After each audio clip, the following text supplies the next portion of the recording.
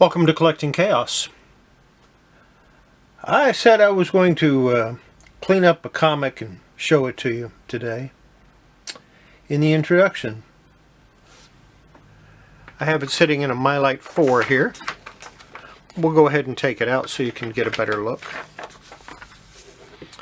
And this is what it turned out like. Nice and flat. The spine roll is gone. Cleaned up pretty nicely. I even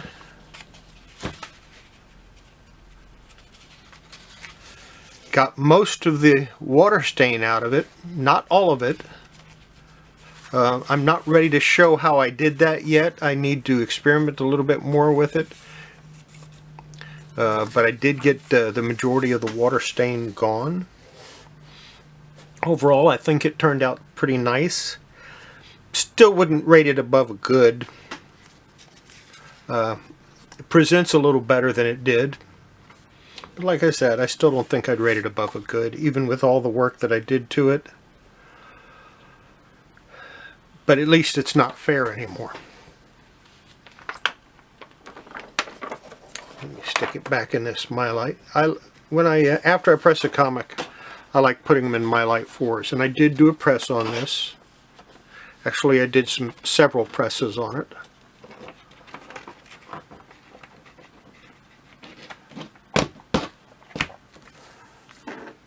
So there you go. Now let's take a look at it before I did any work to it.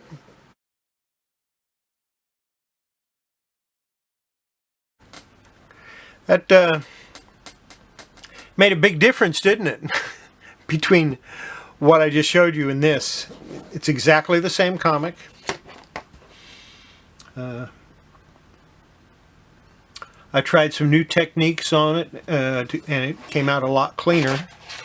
And like I said, I managed to fade out some of those water stains pretty good. Now, what I'd like to do is take a moment and take a moment of silence to honor one of the great actors of the 20th century who passed away on Sunday. Sir Sean Connery died Sunday, and I'd like to take a moment to honor him.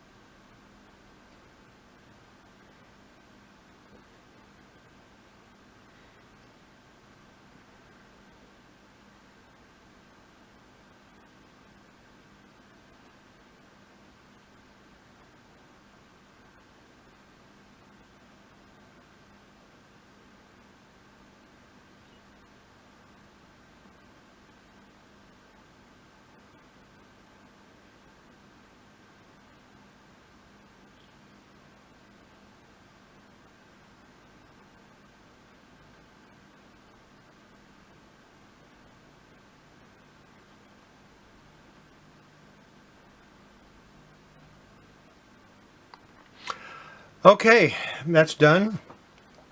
I have more comics. I have Werewolf by Night that I started showing you the other day. If you want to see the rest of the Werewolf by Night comics and the other comics that I picked out for this video, keep watching.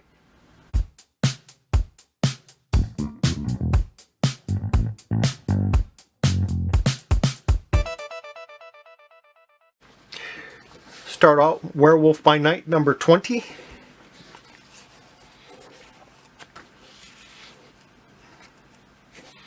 Marvel value stamp is in the book. Something you always need to check on early 70s books is make sure that Marvel value stamp is there. This was from August of 1974. And at one time somebody sold it for 80 cents. Written in pencil, so I can take it out of there pretty easily if I think about it. Werewolf by Night number 21, and this was at one time 40 cents. Probably because the condition is a lot less. Nice big panels there. And apparently we have a werewolf fighting a werewolf. Or multiple wolves.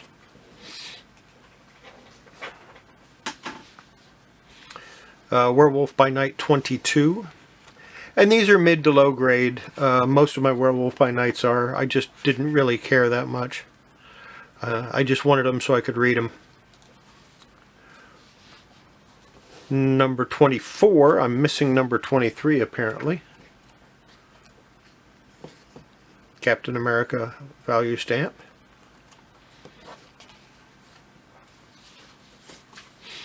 Number 26. I really should finish this run. Had a Hawkeye value stamp in it. Here's number 27.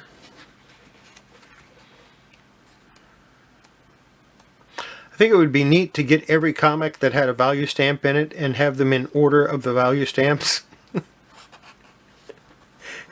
Don't cut the value stamp out, just have all the comics in an order. Somebody charged 80 cents for that at one time. Here's number 28.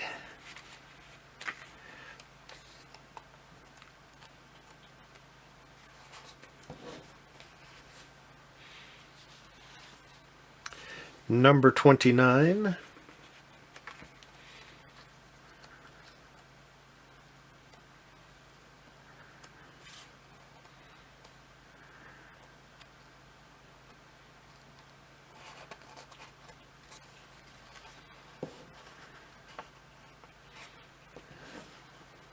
Don Perlin was doing the art by this time.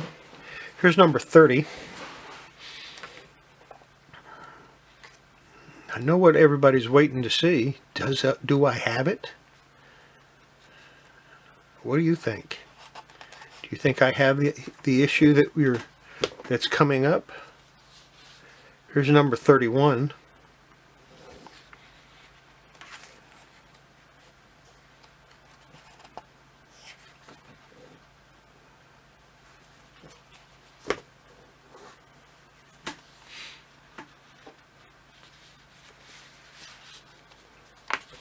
Number 33, second appearance of Moon Knight.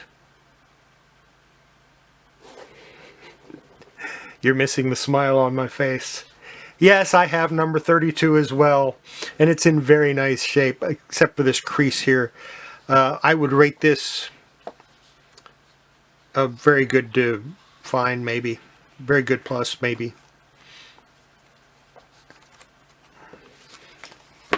Here's number 33 again. Werewolf by Night 34. 35. 36. 37. And Moon Knight appears again in 37. I don't know if that's his third appearance or not.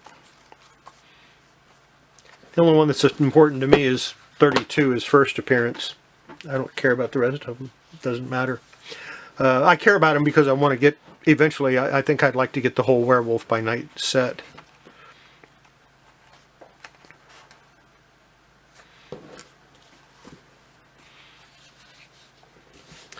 $39, Werewolf by Night versus Brother Voodoo.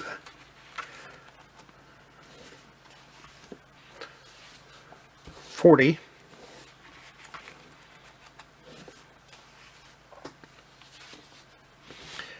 Number 41, The Man with the Gaze of Doom, Fire Eyes, and Death Shall Be the Change.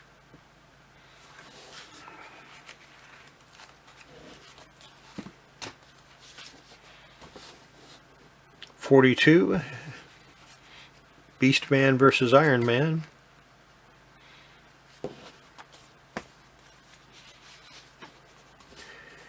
And 43, and I'm not sure how many issues this went. I'm going to go look it up. Be right back. It went 43 issues, so I do have most of them. Let me zoom out just a little bit so we can get the full pictures of the comics.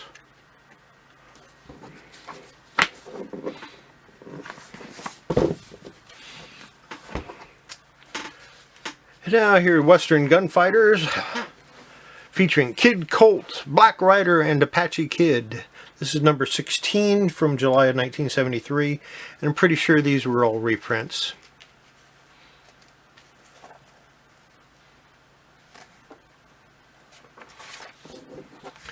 It's got a nice spine roll. Probably won't bother fixing it. It's just not worth anything. Here's a What If number 3. What If the Avengers Had Never Been? Co-plotted by Jim Shooter, Gil Kane penciler, Klaus Janson inker. And this is from June of 1977.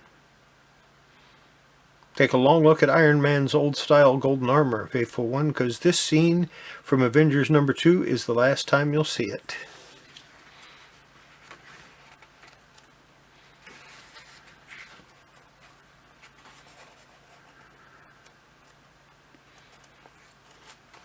I don't think I ever read that. I don't think I've ever read any of the What Ifs. I might have. Oh, that's not good. What If number 21 from June of 1980. What if the Submariner had married the Invisible Girl? Of course, they wouldn't put this in a large format like this now. They'd make a 12-issue miniseries out of it and stretch it out forever. This is a coverless copy of Challengers of the Unknown number 57. It's complete except coverless, so it's like a 0.5. I did make a scan and print out a copy of the cover just so that I would know what it looked like. Not trying to fool anybody with it, just, you know, it's kind of nice to know what the cover looked like. Claw the Unconquered, number 3. I believe the staple is loose on, yep, got a loose staple on the top.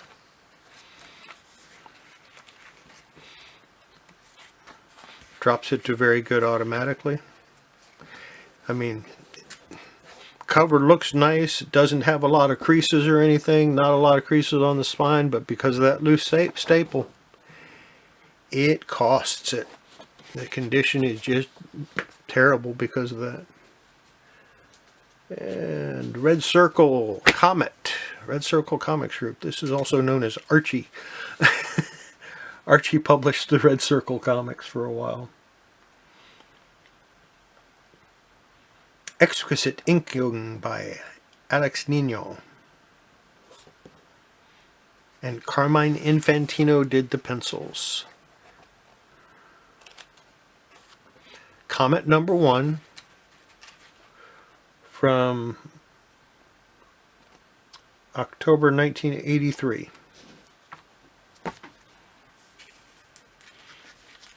This one is in a bag and board still. This is Combat Casey, number 9. I'm not sure when it was printed. I have a printout of what the cover looked like. I need to look it up and find out when it was printed. I think the back cover might be on it. I think only the front cover is missing. I could be wrong about that. Nope, back cover's there.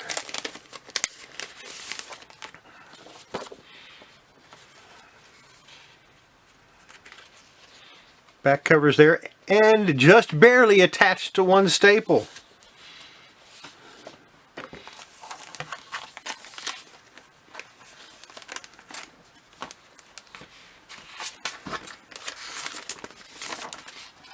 This was an Atlas comic, obviously. Well, that might not be obvious to some of you. Nice yellow bag bag. That'll get changed out eventually. You know, it might be coverless, but it just still deserves some respect, and I'll put it in a Mylar. I'm pretty sure it was from the 50s.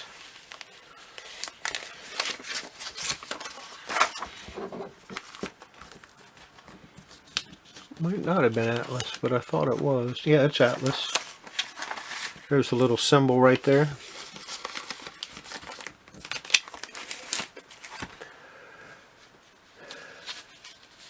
Then we have Prince Valiant. This, I think, was actually a giveaway. Yeah, R08. Yeah, that was a giveaway. Printed by Charlton Publications for King Feature Syndicate.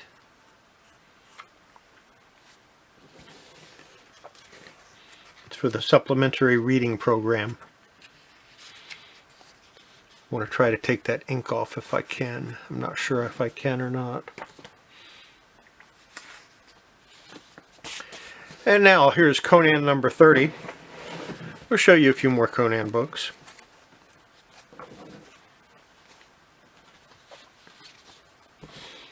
Conan 31. This has some ink on it. I'll definitely want to try to get that off. Have to get a little more comfortable with what I'm doing before I try to get that off, though.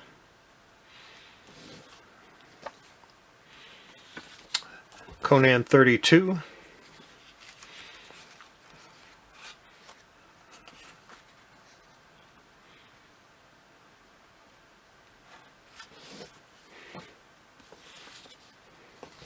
'33. Always liked this cover. It's one of my favorite Buscema covers. This has a little water damage to it, or water stain on it. Maybe I can get that off if I want to. Like I said, there's no way I have time to repair every comic right now, to clean every comic.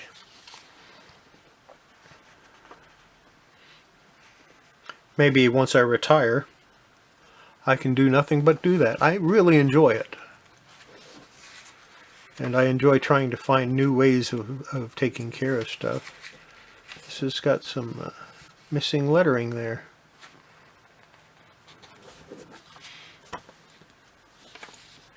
Number 35.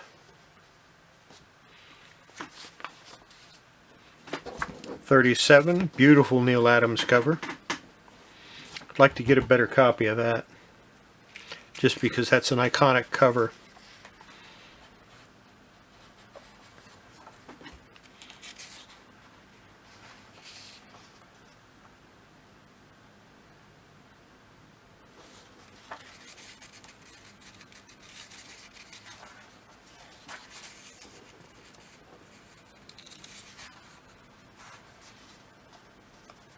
Neil Adams did the interior art also, so that's not going to be a cheap one.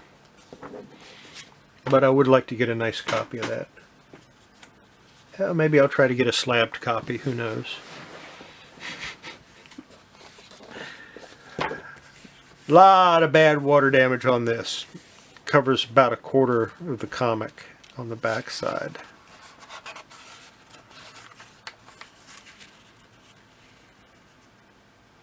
Might be a good one to experiment on.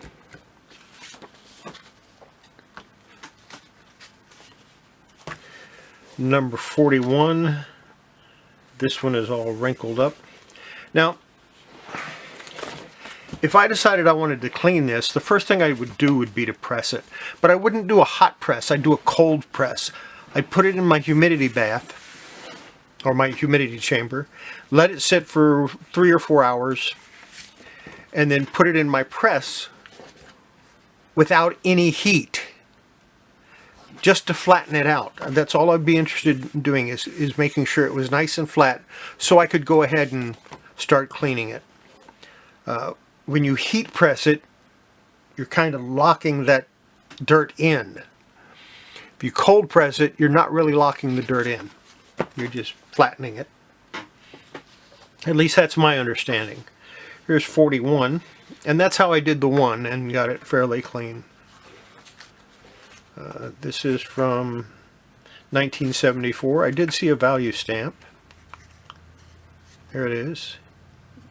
Hela, Goddess of Death.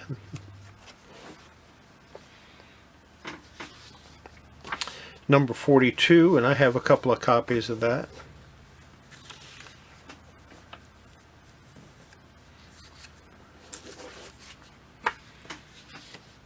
Number 43.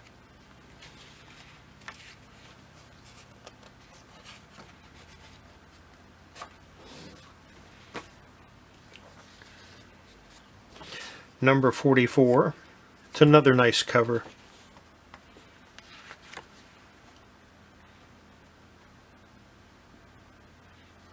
John Buscema and the Crusty Bunkers artist.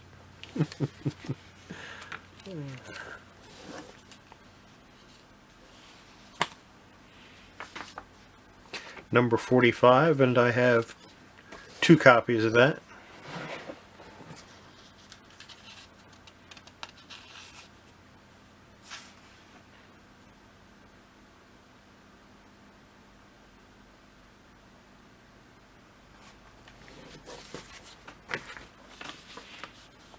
Number 46, and this one looks like it was a subscription copy. It does have water damage. A lot of water damage. This one is definitely a candidate for me attempting to get that out.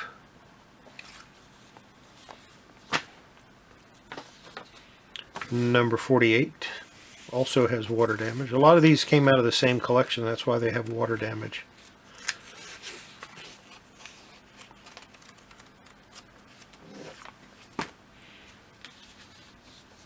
Number 50, and I have 2 copies of that.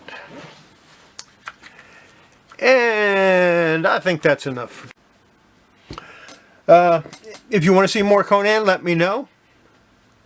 Just put it in the comments down below that you want to see it, and we'll show you more Conan. I got no problem with that at all. I've got plenty more of them. I keep looking over and seeing all those Punishers. Someday I'm going to have to start showing Punisher. I have a crap load of them, and I've never ever collected it.